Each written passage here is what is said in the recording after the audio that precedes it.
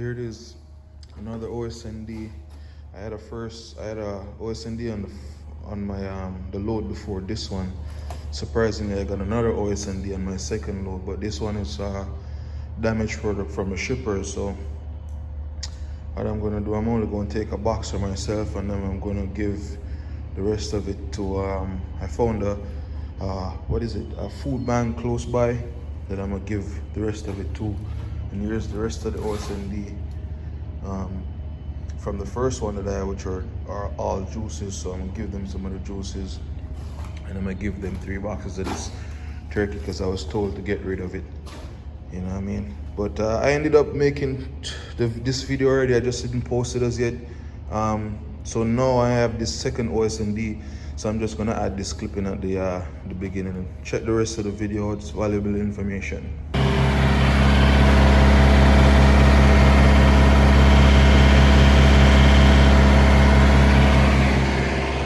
All right, now it's a great way to start my day. Just got unloaded in Minnesota, and I found out I had 7 damaged cases of juice on my truck. So I have Os&D, and as you can see, I put my I set my reefer to -20, so it starts freezing. And I'm gonna show you how to deal with Os&D basically.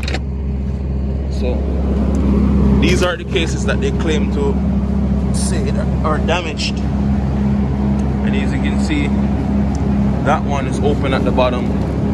The juice is still all good, but the boxes are all intact.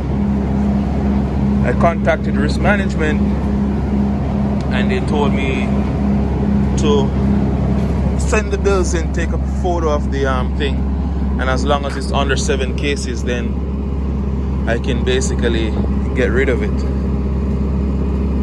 toss them. So instead of throwing them away, I'm gonna keep them. Right now I'm at a Walmart, as you can see. I'm gonna go inside, buy one of those little styrofoam igloos and get some ice, and I'm gonna keep them inside my truck instead of wasting them, because it's gonna save me a lot of money. And as you can see, they're all good juices also. Let me show you. See?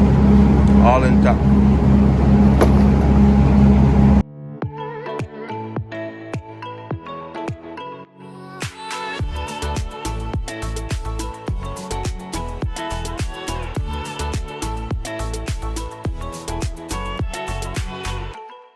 Alright, welcome back to another video, guys. In this video, I'm going to share with you guys what are service failures, the importance of not getting a service failure, and if you get a service failure, what you should do. Those of you guys don't know what a service failure is, basically like a written warning, like when you get right up at a regular job.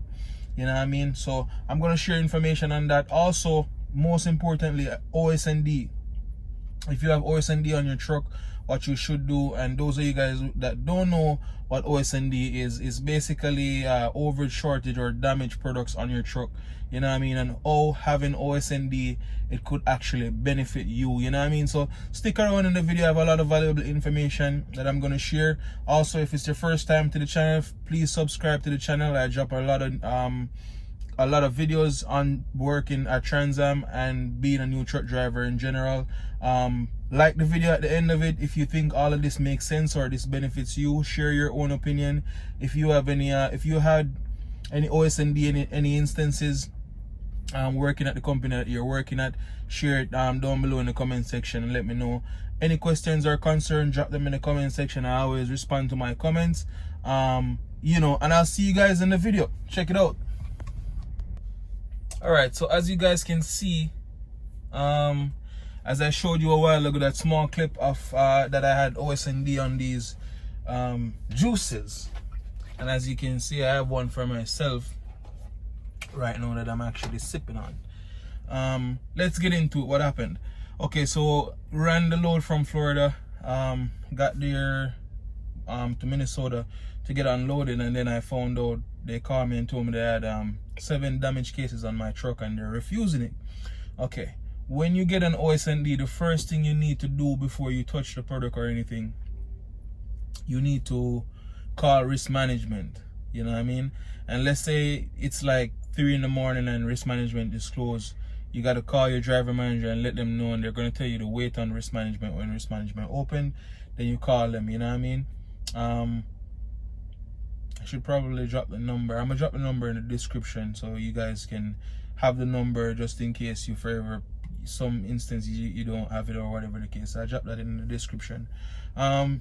Yeah, so basically you call them up, you tell them that you have Os&D, tell them what the situation is. They're going to ask you to go in the back of the trailer. You're going to have to take photos of the products. You're going to have to describe it. You're going to have to give them the code that's on the box or whatever is damaged. And then they're going to tell you what the next move is. You know what I mean? In this instance, because this is the third time. Yeah, this is the third time since I've had Os&D on a load. And with this scenario, basically, I'm running for Pepsi, the Pepsi dedicated. So this is a Tropicana, the Tropicana product, basically. And what they did, after I sent her all the information, I called her and I told her what the case was. They have a policy that they follow. So Pepsi tells them that if they have Os&D and it's like under 10 cases, then the driver should go ahead and dispose of it. You know what I mean? So I called them up, I told them, gave them all the information, and then she read it out to me, and she's like, okay, it's 7 boxes.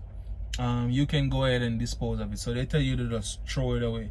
Some instances they will either send you to like a charity location, depending on what the product is, or they will send you to like a location where it's like a waste management location where they get rid of the product or whatever the case is.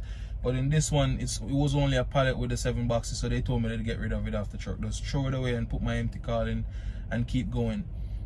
So instead of throwing it away, because it's a lot of juice, I'm going to take it back home to my family, you know what I mean? And if there's anybody on the road, like if I see a homeless person or something like that, and I see them that they need it, I'll probably just give them 1 or 2 or whatever the case is, you know what I mean?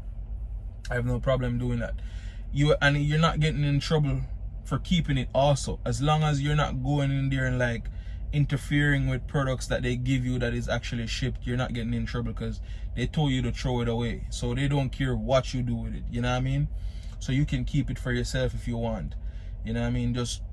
You just don't, obviously don't go interfering with like a shipment, you know what I mean? But if you have Os&D and you don't want to have Os&D and just go ahead and make your own decision, make sure you get the authority from risk management what to do with it, and they will tell you if you should get rid of it or whatever the case is. The second instance I had, the first instance I had with Os&D was my first ever load from Transam. I picked up 40, I think it was like 42,000 pounds of frozen green peas and green beans. And I drove it to Ohio from Kansas, and when I got to Ohio, they refused the entire thing. They didn't even take up, they took it all off and then they put it back all on the truck, and they refused the whole thing. It was all expired, and I ended up calling risk management. It was for Campbell soup, and they had to call Campbell, and then after calling Campbell, then they told me I had to sit there for a day, and then they ended up taking it off the truck for me. That was a old pain, you know what I mean? And then the third instance, what was the third one? The third one, well, this is the third one. That was the first one. And the second one, which I'm gonna drop, I think I only have a photo, so I might just show a little clip. 2,800 pounds of beef. I was transferring beef, and one of the boxes literally just slipped off the pallet. It didn't spill or anything, it just landed, on the side of the trailer, as you guys seen in the I'm gonna show you in the photo in a minute.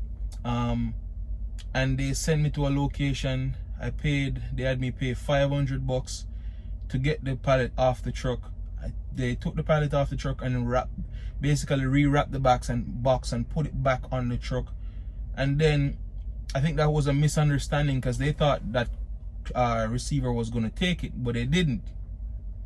So they put it back on the truck, and then they sent me to a different location, to basically a waste management plant. And when I got there, I was like, what are you guys gonna do with it? I asked them and they told me they're just gonna dump it in a steamer and it's gonna make fertilizer. I'm like, what? Bro, there's like literally nothing happened with the beef. You know what I mean? Literally nothing at all happened with the beef. All the box basically just slid to the side. And I'm gonna show you guys so you guys see, like, it's not like it's spilled all over the floor or anything, you know what I mean? So I got a few pieces for myself and then I just basically gave them the whole thing, and they, you know, it pains my heart to see them do that because there's so much people all over the world that's hungry, bro, and there's not much you can do about it, you know what I mean? But it is what it is, you know. So that's how you basically deal with Os&D, and it could benefit you because you could get some of the product, the actual product for themselves, you know what I mean?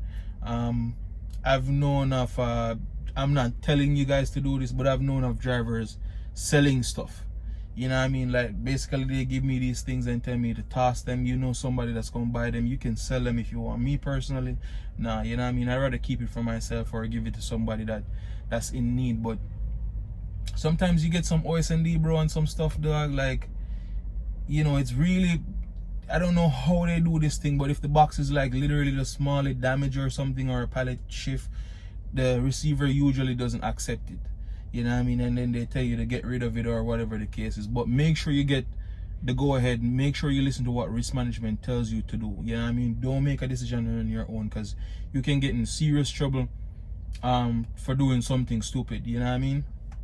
So make sure it comes from risk management, you know.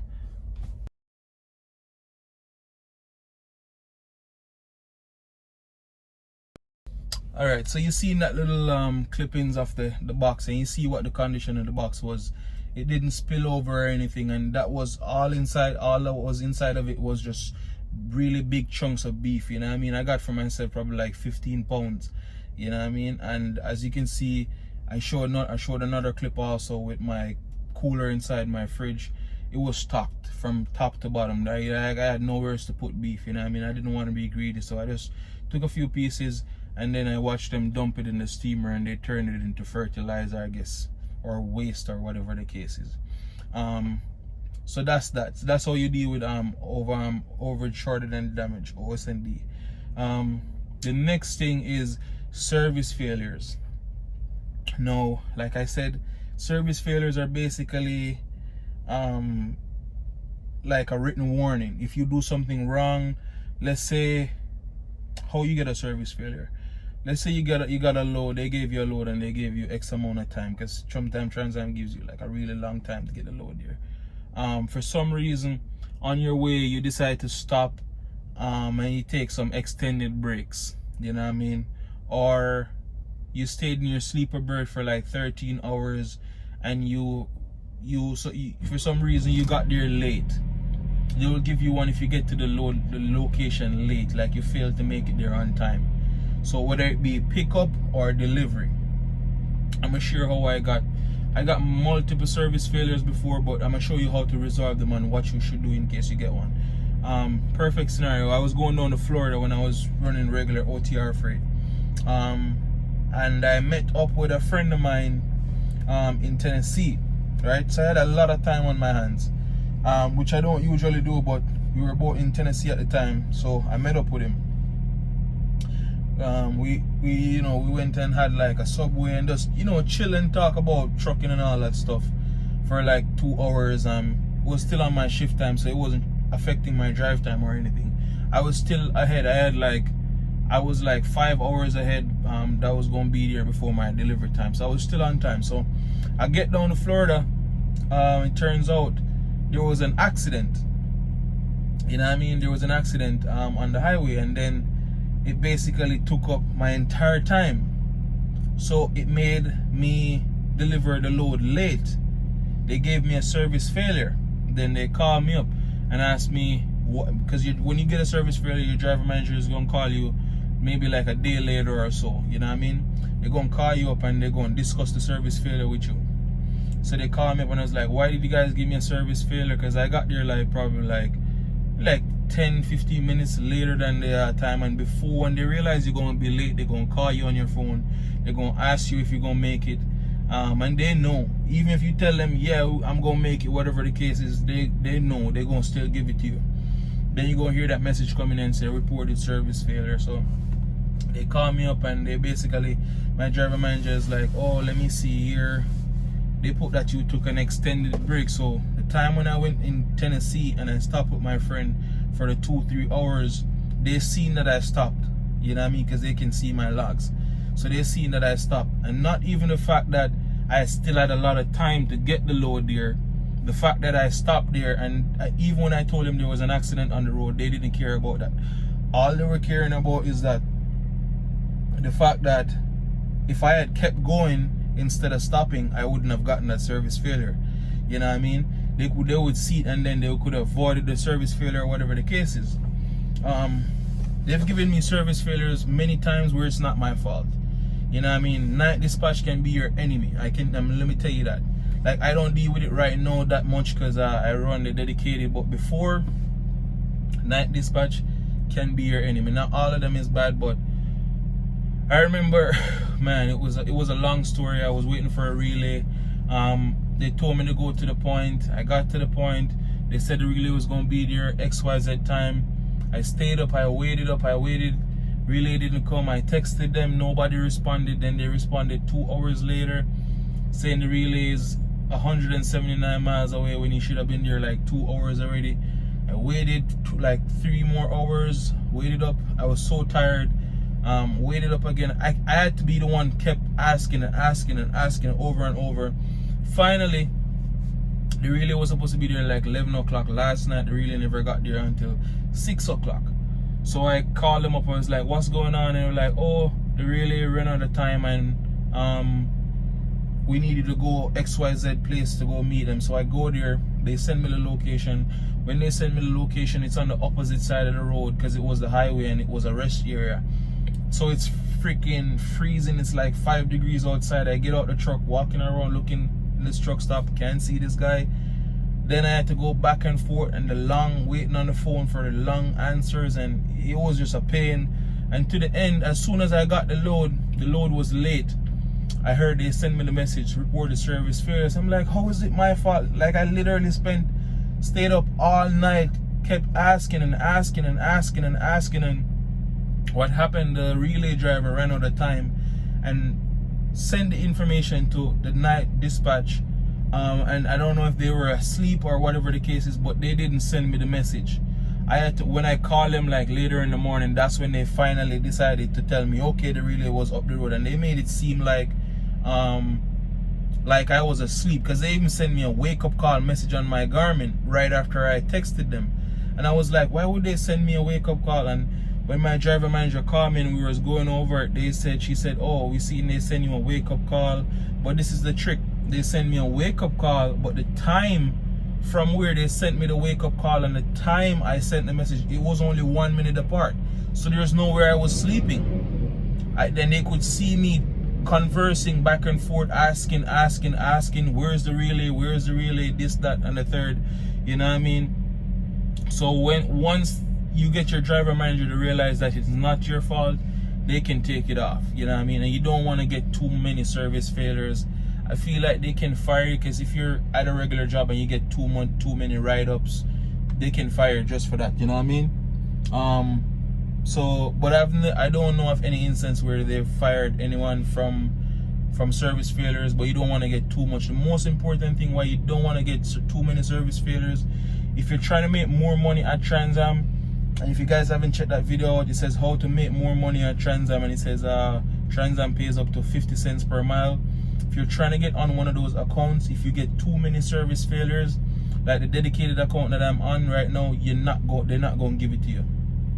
They're not going to put you on it, because this account is a time sensitive account. Like, they want you to make on time delivery. So if you keep getting service failures showing them that you're always late on loads, you can't get on the account. It automatically disqualifies you from it when the opening comes around. You know what I mean? So make sure you guys try to avoid those service failures. If you do get a service failure, make sure you appeal it with your driver manager, to let them see that it's not your fault, so they can take it off your file. You know what I mean? I came up with this real good idea while I was inside a while ago, that And basically when I go home, I'm gonna take my next phone out here, and I'm gonna have some drivers calling from different companies and drivers from Transam calling and share their own opinion. New drivers, any question that you guys have, just write them down. I'm gonna drop my email down below so you guys can give me a number. I'll call you guys, and I'm gonna do a video so everybody can get their own feedback. If you guys think this is a good idea, just drop down below in the comment section if you think I should do it. If you're new to the video, please subscribe. If you're already subscribed, please like the video, send the video out there to some other people, you know what I mean, share it with somebody, you know what I mean. It's a lot of good information. And yeah, I'll see you guys in the other video, alright?